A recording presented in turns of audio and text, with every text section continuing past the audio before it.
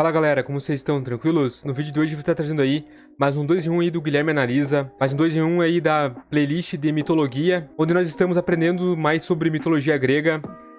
Vou estar trazendo aí o vídeo A Tragédia de Medusa e também vou aproveitar para estar trazendo aí um pedido aí de vocês, religião cristã versus mitologia grega. E vai mostrar ali algumas coincidências e algumas diferenças ali sobre a religião e a mitologia. Mas antes de reagir, não esqueça de deixar o like, se inscrever no canal, ative o sininho para não perder nenhum vídeo. Mas então, sem muita enrolação, bora reagir.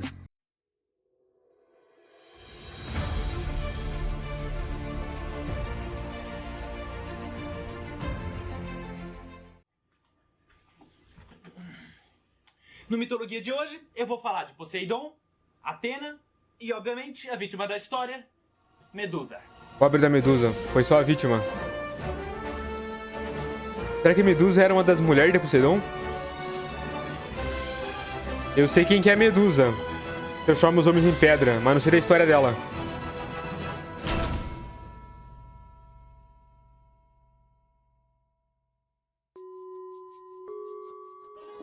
Para começar essa história, é importante estabelecer o contexto de rivalidade na qual ela acontece. Tá. Mais especificamente, entre Atena e Poseidon, que Tá. tinham acabado de encerrar uma competição para nomear a capital da Grécia, na qual, obviamente, Ganhou o nome de saiu Atenas. vitoriosa. Uhum. E Poseidon, sendo um cara extremamente temperamental e um péssimo perdedor, criou um rancor muito grande pela deusa da sabedoria. Sobrinha E dele. também não ajudava o fato de que Atena era uma deusa muito orgulhosa. Ela puxou o Wagenfrado do pai dela.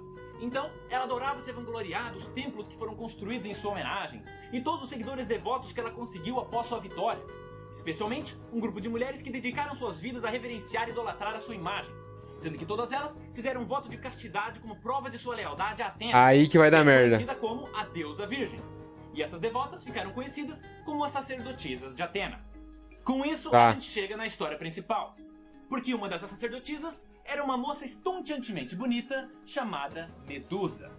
E a sua beleza deslumbrante atraía os olhares Pobre de da todos Medusa. que passavam pelo templo. Principalmente dos homens. Gata, me chama de Atena que eu te uso com sabedoria. E mesmo que não admitisse, Uma boa cantada. ela era extremamente vaidosa. Usando vestes mais chamativas, se preocupando a todo momento com sua aparência e principalmente com seu cabelo, do qual tinha muito orgulho. Ela adorava ser o centro das atenções, o que incomodava Atena. Uma bela de uma morena. profundamente. A deusa da sabedoria sempre a orientava, dizendo que a vaidade é um veneno que consome a pureza da alma. Mas apesar dos conselhos, ela não mudou seu comportamento. Mesmo assim, Medusa permaneceu fiel ao seu voto de castidade. Nunca permitiu que nenhum homem a tocasse. Tá. Mas o que ambas não sabiam é que enquanto tudo isso acontecia, Poseidon acompanhava secretamente, esperando o momento para se vingar de sua sobrinha. Momento esse que havia chegado.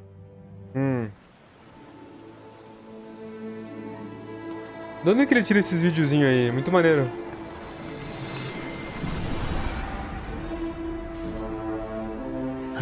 Poseidon jovem?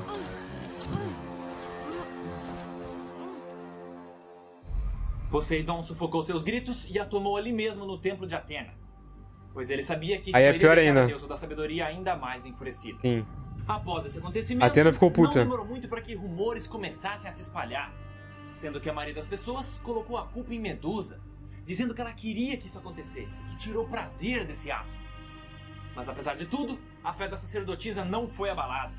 Ela continuou indo todos os dias ao templo e orando a deusa da sabedoria. E quando os boatos chegaram aos ouvidos de Atena, o simples desagrado que até então ela sentia por seu tio se tornou a mais absoluta repugnância. Mas, Vai dar como guerra. Poseidon não só era um deus, como também um membro do Olimpo em uma posição superior, não havia nada que ela pudesse fazer. Sendo assim, a deusa da sabedoria teve que se restringir a tirar satisfações com a sacerdotisa. Então, enquanto fazia suas oferendas no templo, Atena finalmente responde aos chamados de Medusa, que por sua vez imediatamente conta sua versão da história. Disse que fez de tudo para escapar, mas que Poseidon roubou sua pureza. E se qualquer outra sacerdotisa tivesse falado isso, Atena teria acreditado. Mas a Medusa não. Eu confiei em você como minha seguidora e você me traiu. É ele que tá dando essa voz. Maculou meu templo sagrado. A voz Preferiu sedutora da sucumbir aos Atena. desejos da carne, ao invés de honrar seus votos comigo. A vaidade é um veneno, Medusa. E você não é nada mais do que uma cobra. Foi por isso que ela transformou ela numa górgona.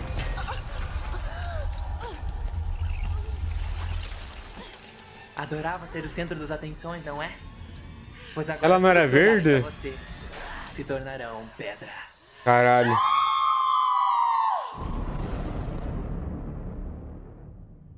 Pra ela é um baita de Medusa foi uma exilada, maldição. condenada a viver em uma ilha remota, onde não teria contato com mais ninguém. E agora E eu tenho que fazer uma Poseidon pausa não nessa quis ir história atrás. Para contar a origem de um outro personagem importante desse mito. Muitos anos antes de tudo isso acontecer, havia um rei chamado Acrísio, que governava a região de Argos. E esse cara estava muito preocupado com a sucessão do seu reinado, porque mesmo depois de muito tempo tentando ter um filho homem com sua esposa, ele teve apenas uma filha, chamada Danae. Danae. Então ele vai ao oráculo de Delfos e pergunta se ele ainda conseguiria ter um descendente homem. E ela responde que, embora nunca fosse ter um filho, ele teria um neto. Mas, ao contrário do que Acrísio pensava, essa não era uma profecia boa, pois o oráculo também lhe diz que esse neto seria o responsável por sua morte. Ué, E isso deixou o rei apavorado, fazendo com que ele prendesse a filha numa torre vigiada por guardas constantemente, pra garantir que ela nunca teria relações sexuais essa com nenhum é homem. a do... E nesse momento, da os chuva lá jornais dos dizem Zeus. porque vocês sabem que o rei do Olimpo é um safado Meu. daquela espécie, né? Ele não pode ver um rabo de saia. Então, ele se aproxima Já da sei onde torre, isso vai dar. e a maneira que ele escolhe pra se aproveitar da coitada é a mais bizarra possível. Famosa chuva dourada. Primeiro, ele se transforma em uma chuva dourada. É. Eu não tô inventando, o termo é esse. Aí, ele entra por uma fresta na torre e começa a pingar em cima dela. E o pior é que desse Golden Shower, ela engravida. Ele já contou Então, isso o pai no outro dela vídeo. acaba descobrindo o que aconteceu e decide que precisa fazer algo pra se livrar dessa criança. Mas, como ele não teria coragem de tirar a vida da própria filha, e ele também não queria correr o risco de provocar Zeus, ele coloca Danae e a criança em uma arca e solta eles no mar para que nunca mais voltassem. Mas o destino ainda tinha muito guardado para esses dois. E logo, eles são encontrados por um grupo de pescadores da ilha de Sérifo, pertencente ao arquipélago de Cíclades. E a propósito, esses são todos lugares que realmente existem na Grécia. Chegando lá, eles são Aquele acolhidos jogo ali pelos é o pescadores, Origins, e hein? Danae Assassin's começa a Creed. vida nova com seu querido filho, Já joguei, muito bom. Perseu. O tempo passa, o Perseu! garoto vai crescendo, Nossa! e eventualmente o governante da ilha, um homem chamado Polidecto, se interessa pela mãe dele. Mas, como Perseu já era adulto e sabia que o cara era um babaca, ele impedia todos os avanços dele e não deixava o maluco se aproximar. O que, obviamente, foi deixando o sujeito bem irritado. Então esse líder, confiante de que Perseu era o único obstáculo entre ele e Danae, queria um plano para se livrar desse moleque enxerido. Sendo que ele não podia simplesmente matar o rapaz, porque, por mais que ele não tivesse certeza de que esse bastardo realmente era filho de Zeus, ele preferiu não arriscar. Então primeiro, ele organiza um grande banquete de celebração, onde todos os grandes nobres da região foram chamados. Só que, para surpresa de Perseu, ele também foi convidado. E como ele era um fudido que não tinha onde cair morto, ele pensou: opa, Armadilha. vou fazer uma boia. Aí o dia chega, todos se reúnem no salão principal, e pra infelicidade Comida de Perseu, graça? ao fim da festa ele descobre que os convidados deveriam trazer presentes para esse governante. E como todos os outros eram ricos, eles estavam dando coisas caríssimas. Então, o coitado é obrigado a dizer pro Polidecto que, como ele era pobre, ele não tinha como entregar nada. Mas que se ele pudesse fazer algo para pagar sua dívida, era só dizer. E era isso que o Almofadinha estava esperando. Porque ele sabia que Perseu era um jovem orgulhoso e com espírito aventureiro. Ele não ia recusar uma missão e nem voltar atrás na sua palavra. Então, o governante diz que em uma determinada ilha havia um monstro metade mulher, metade serpente que matou um grupo de homens dele que explorava a região.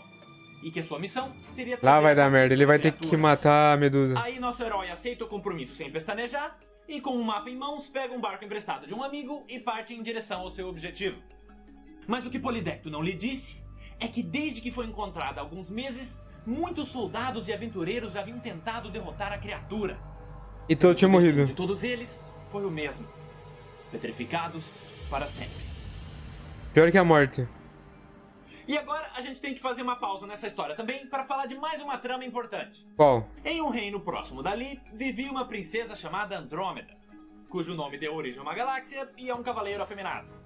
E a mãe dela, a rainha Cassiopeia, tinha muito Grande orgulho Andrômeda. da beleza de sua filha, chegando à ousadia de dizer que ela era mais bonita até do que as Nereidas, um grupo de ninfas do mar lembro. famosas por serem muito atraentes. Que se casaram Mas o com Poseidon, problema uma é que delas. uma dessas ninfas era esposa de Poseidon. É.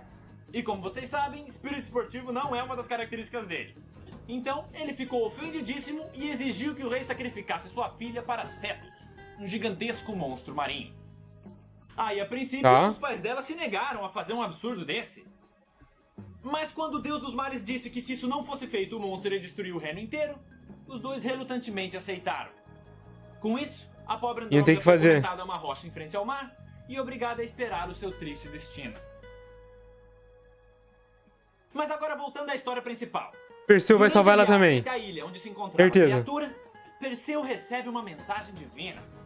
Mais especificamente, de Atena, que ao perceber que pessoas estavam perdendo suas vidas por causa de Medusa e que seu meio-irmão estava indo em uma missão suicida, sentiu que era sua responsabilidade interferir para que isso não acontecesse novamente. Então ela lhe diz que convenceu alguns deuses do Olimpo a emprestarem armas e itens mágicos para que o jovem herói colocasse um fim nessa história e ninguém É o Perseu que tem o Pegasus, né? Eu lembro. Aí quando Perseu chega na tal ilha, ele vai até o alto de um morro. Eu vi o Fúrias de Titã, filmaço. E lá ele encontra 4 itens mágicos, um de cada deus que aceitou ajudar o nosso herói. O primeiro foi o escudo reluzente de Atena, indestrutível e tão polido que parecia um espelho. Que ele vai usar contra a Medusa. Foram as sandálias aladas de Hermes. Nossa. Capazes de aumentar imensamente a velocidade de quem as Caralho, roubado, hein? O terceiro foi a espada de adamante forjada por Hefesto. Nossa, adamantium. Do que qualquer outra. E por último, o item mais interessante. Não só pela sua capacidade, mas principalmente por seu dono. O Elmo da Escuridão de Hades. Porra! Que nem sequer é um deus do Olimpo, mas que mesmo assim atendeu Hades. sua sobrinha e confiou seu precioso Hades é muito foda. A um dos pobres bastardos de seu irmão. Aí, equipado com esses itens, Perseu começa a explorar a ilha. E logo encontra uma caverna suspeita, aparentando ser a entrada de um templo abandonado. Então, ele coloca o Elmo da Escuridão para se tornar invisível, e quando se adentra, ele avista uma série de estátuas. Ou melhor, ele acharia que são estátuas. Mas são pessoas. Perseu continua explorando o local e mantendo seu olhar ao chão, confiando mais em seus outros sentidos. Até que de repente ele escuta um barulho suspeito e imediatamente fecha os olhos. Ele sabia que era a Medusa.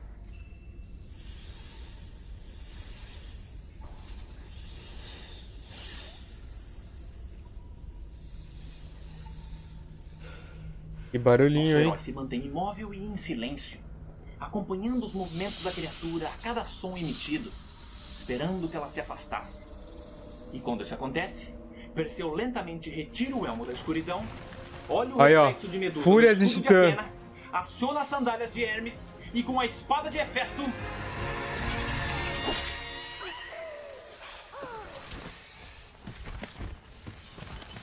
Corta a cabeça dela.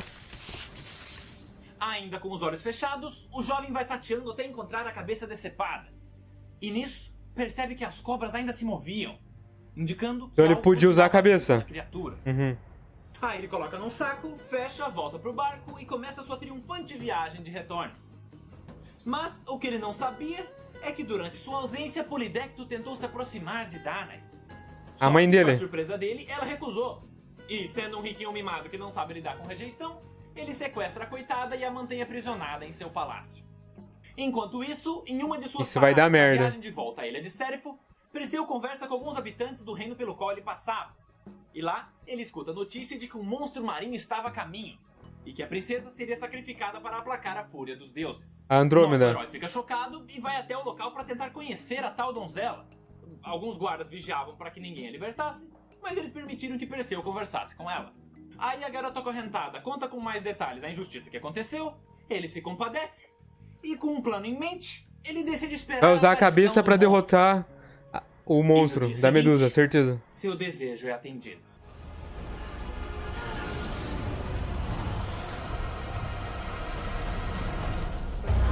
Caralho, esse bicho é muito foda. Parece um Kraken. Mas o Kraken da mitologia nórdica, né?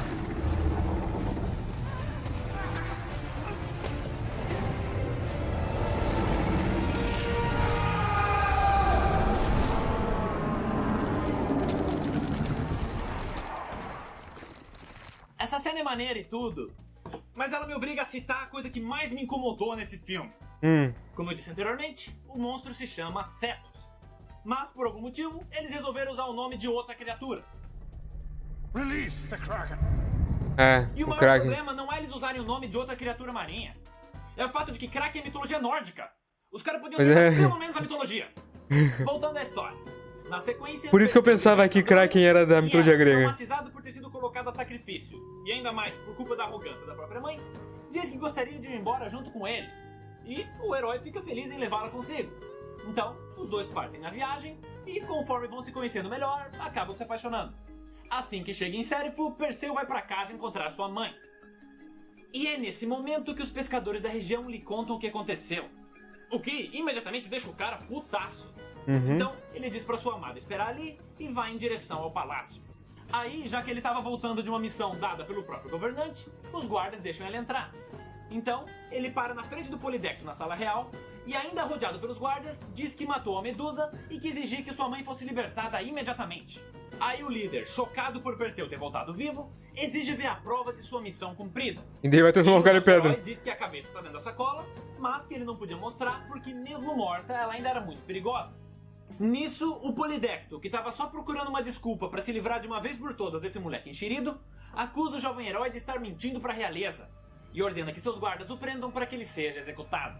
E nesse momento, o Perseu, que já estava de saco cheio de tudo isso, olha para uma almofadinha e diz: "Tu quer a prova? Então olha aqui, ó, seu palhaço!" Polidecto é imediatamente petrificado, o que deixa os guardas paralisados de medo. Então, Perseu se vira e pergunta se mais alguém queria ver a prova. Todos Ninguém. soltam suas armas e saem correndo. Aí, com isso resolvido, ele liberta sua mãe e, junto dela e Andrômeda, vão embora da ilha começar a vida nova. Maneiro. Algum tempo se passa e o nosso herói, já com a vida estabelecida, resolve ir à capital da Tessália para participar de uma grande competição esportiva que reuniu os maiores atletas da Grécia. O Aquiles é da Tessália também, né? Para participar da prova de arremesso de disco. Então, com as arquibancadas cheias, chega a vez de Perseu. Ele se prepara, faz os movimentos necessários e arremessa. Mas, por uma infelicidade do destino, o disco acidentalmente vai em direção ao público e acerta a cabeça de um senhor de idade, resultando em sua morte. Mas a parte realmente interessante desse acontecimento É que esse é que esse velho... velhinho era o rei Acrísio, que por coincidência só queria assistir o jogo, mas acabou fazendo com que a profecia se concretizasse. E quando Perseu Nossa. descobriu que era o vô dele, ele meio Ficou que triste. sem querer virou rei. Mas como ele ficou com vergonha de assumir o trono de um rei que ele matou, mesmo que tenha sido sem querer, Perseu entrou em contato com um primo de sua mãe, um outro rei chamado Megapente. Megapente. O nome é esse. E ele sugeriu pra esse Que cara porra de que nome é eles esse? trocassem de reinos. Com isso, o Megamente virou o rei de Argos e Perseu se tornou o rei de Tirinto.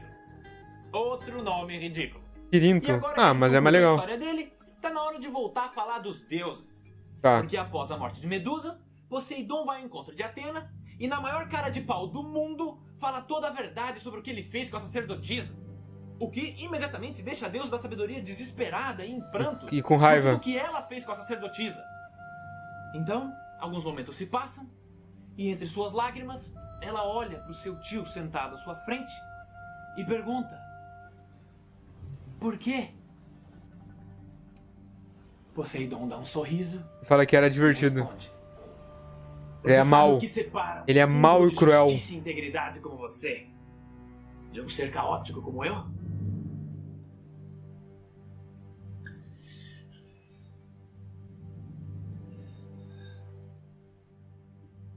Um dia ruim. A frase do Coringa? Só isso foi o necessário para que você arruinasse completamente a vida de uma mulher que não fez nada além de te idolatrar e te dizer a verdade. A partir de agora, você é só mais uma divindade que desconta suas frustrações em pessoas inocentes. Aí a Atena foi corrompida. Bem-vindo ao clube. Tomando de novo a pinga do zóio. Após se recompor, Atena recupera com Perseu a cabeça de Medusa e a coloca em seu escudo, como um lembrete eterno de seu maior arrependimento. E a moral da história é que a sabedoria mais valiosa de todas é a capacidade e a humildade de admitir e aprender com os próprios erros. Foda. Ou não, eu inventei essa moral E agora, Mas enfim, o escudo antes de finalizar, deixa todo mundo tem um petrificado. último fato que eu Muito ainda roubado. não contei pra vocês e que acaba deixando a história da Medusa ainda mais trágica. Logo após sua morte, Perseu guardou a cabeça decapitada e foi embora. Mas o que ele não sabia é que, Medusa estava grávida. Não. Obviamente, do Poseidon, quando ele a tomou à força. E do seu corpo desfalecido, o seu filho nasceu. E era quem? E agora eu tô pensando em alguma forma de contar a próxima parte de forma séria. Mas eu acho que isso não vai ser possível. Ah. Então, seguinte. O filho dela é o Pégaso. É estranho, eu sei. O máximo Nossa. de lógica que a gente consegue tirar disso é que Poseidon, além de ser o deus dos mares, também é o deus dos equinos. Sim, faz Mas sentido. é estranho pensar E é representado que como com cavalo. abuso, ela acabou engravidando e dando à luz ao cavalo mais icônico da mitologia. Pois é, o Pegasus. Que Perseu Se bem usa que no tem o filme. Loki também, né? E É. já que estamos falando do Pégaso, é importante ressaltar que no decorrer dos séculos, vários heróis já foram representados montando esse cavalo alado, incluindo o próprio Perseu e até Hércules. Mas isso é tudo balela, não tem fundamento nenhum na mitologia grega. A verdade, Mas é maneiro. só um herói montou o Pégaso. Quem? Mas essa história eu conto no próximo Mitologia. No próximo? E aí, pessoal? Espero que vocês tenham gostado do vídeo. Pra quem quiser ver mais, a playlist do Mitologia tá na descrição. É E nóis. se você quiser colaborar com o canal pra que eu possa fazer mais vídeos como esse, Terminou aqui o vídeo, deixei meu like. Mano, muito maneiro. Como eu falei, eu sabia quem era a Medusa, mas eu não sabia a história dela direito. Eu assisti lá o filme Fúria de Titãs, mas eu não lembro de explicar tudo, como é que ela se transformou na Medusa. Eu acho que não explica lá no filme. Eu já tinha jogado também God of War, que são as minhas duas maiores fontes, assim, de saber sobre mitologia. Agora está sendo, né, a playlist aí do Mitologia. É muito legal sempre estar aprendendo mais, assim. Ainda mais de uma forma bem clean, bem limpa, que o Guilherme aí explica pra nós, com um pouco de humor em cima. Então é muito bom os vídeos. Eu nunca me canso de ressaltar isso. Muito maneira a história da Medusa, não sabia como é que era. A história de Perseu também muito interessante. Eu também só conheci ele lá dos filmes. E, inclusive, uma pergunta aí pra vocês. Eu tenho uma dúvida. Eu acho que os dois maiores heróis da mitologia são Hércules e Perseu, né? Os mais famosos, pelo menos. Que eu mais conheço, assim, são os dois. Também tem o Teseu, se eu não me engano. Mas, enfim. Isso que eu digo sobre os semideuses, né? Obviamente tem Aquiles, tem, entre outros, tem Alexandre. Mas os semideuses mais famosos que realmente tinham, que eram filhos de Zeus, por exemplo, eram Perseu e Hércules, né? Que eram os mais fortes, eu acho. Mas realmente Poseidon era um cuzão, um arrombado, olha a merda que ele fez. Pobre da Atena, foi corrompida no fim, mas ainda assim ela manteve a sabedoria e a humildade dela, talvez. E no fim de tudo, a Medusa foi a grande vítima de tudo.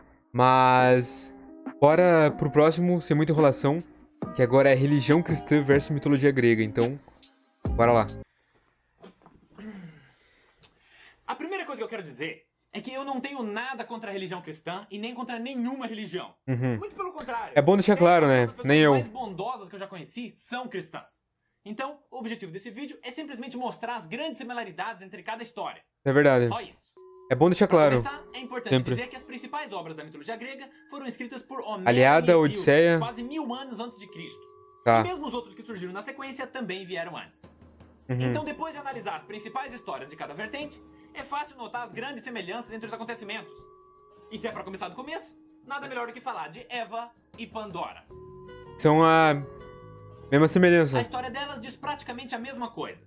Ambas foram a primeira mulher, sendo que elas foram criadas após o seu equivalente masculino, foram entregues como um suposto presente ao homem, receberam uma proibição divina, que no caso de Eva era não comer maçã e no de Pandora era não abrir a caixa.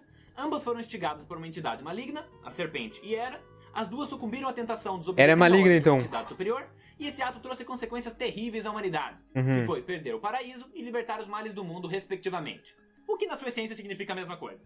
Na sequência, a gente tem que falar do dilúvio, também conhecido como a história de Noé e Deucalion. Os dois eram homens justos, vivendo em uma Tudo sociedade isso eu já vi nos corrompida outros pela maldade, vídeos. até que uma divindade insatisfeita com esse fato resolve eliminar a humanidade.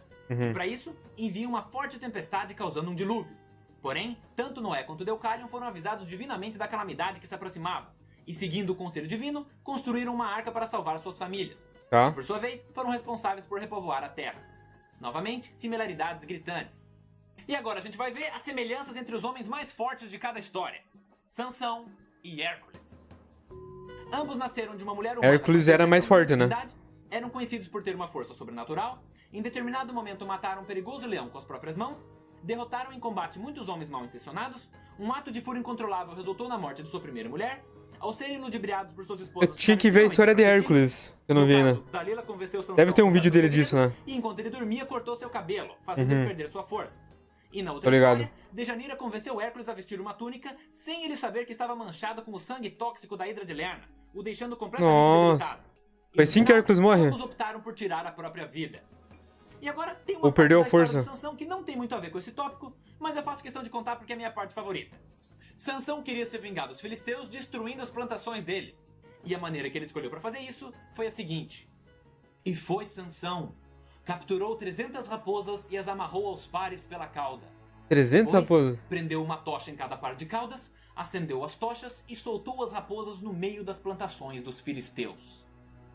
E assim O cara pegou amarrou fogo em 300 tudo. raposas e tacou fogo nelas. Mano, se essa não é a maneira mais extravagantemente sensacional de se destruir uma plantação, eu não sei qual é. Enfim, É. continuando a ordem cronológica, a gente tem Jesus e Prometeu. Ambos divindades, amavam a humanidade acima de tudo, sua suposta pretensão fez com que fossem presos e torturados em uma montanha, o Monte Calvário e o Monte Cáucaso, sabiam desde o início que seriam condenados e se sacrificaram pela humanidade. E talvez agora alguns de vocês estejam pensando, não vejo tantas semelhanças, Prometeu não é tão parecido assim. Sem problema, eu tenho um melhor. Porque na mitologia grega existe um personagem chamado Asclépios, o herói da cura.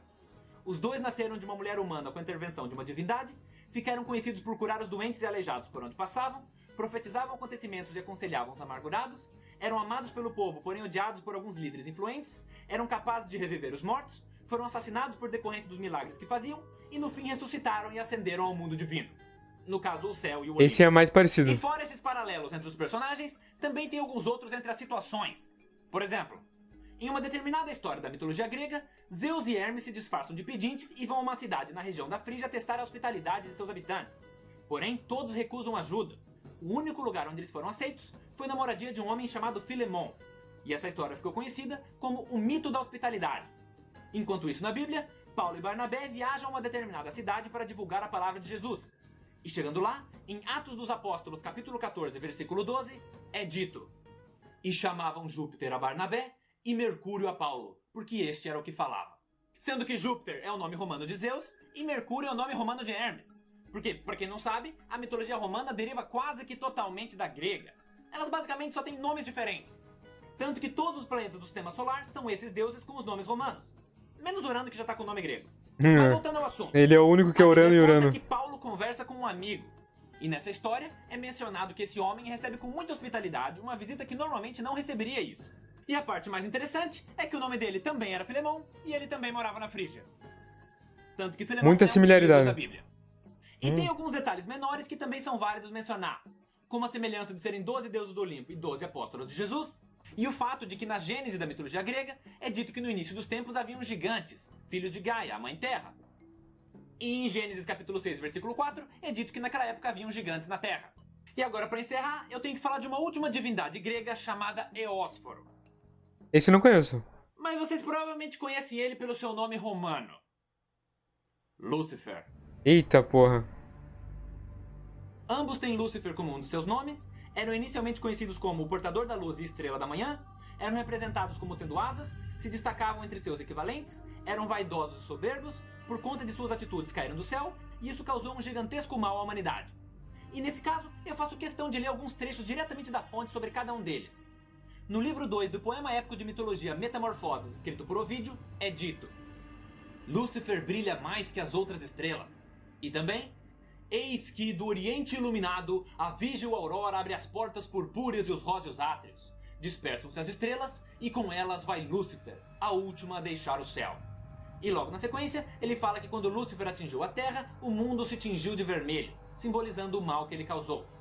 Enquanto isso na Bíblia, como caíste dos céus, ó estrela da manhã, filho da alvorada, como foste lançado à terra. E por último, eu vi Satanás como um raio cair do céu. Com isso, eu concluo a minha análise. E para quem quiser saber a origem dos mitos que eu citei, os nomes das obras com seus respectivos autores estão na descrição.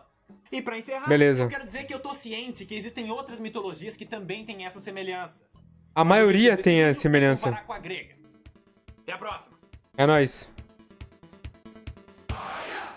E aí, pessoal? Espero que Mais um vídeo muito interessante aí do Guilherme Analisa. Também deixar claro, antes de tudo, que eu não tenho nada contra nenhuma religião. E realmente eu vejo que não só a mitologia grega e a religião cristã, mas muitas outras mitologias e religiões têm sempre algo em comum, alguma semelhança. E vem desde muitos anos antes de Cristo e existe até hoje, né? Essas similaridades. Então, realmente é muito interessante tu ver quanta coisa semelhante tem. Isso te leva a pensar e viajar e imaginar várias coisas, mas enfim, eu não quero muito me aprofundar nisso. Mas mais um ótimo vídeo aí do Guilherme Analisa. Lembrando que toda semana eu trago aí um 2 em 1 aí da mitologia grega, um 2 em 1 aí onde nós estamos aprendendo mais sobre mitologia. Então não esquece de deixar o like, se inscrever no canal, ative o sininho para não perder nenhum vídeo. Lembrando que eu sempre deixo aí na descrição o link original dos vídeos. Convidar vocês também a estarem passando lá nas minhas lives, o canal vai estar passando embaixo, fixado aí na descrição dos comentários. E também convidar vocês a estarem passando lá no meu outro canal, o Aqui Nerd. O link do canal vai estar fixado aí na descrição dos comentários também. E lá eu tô sempre trazendo conteúdo sobre animes, filmes, séries, mangás, conteúdo em geral. Então passam lá, se inscrevam que isso ajuda demais. Mas em geral é isso. Tamo junto, um forte abraço e até mais.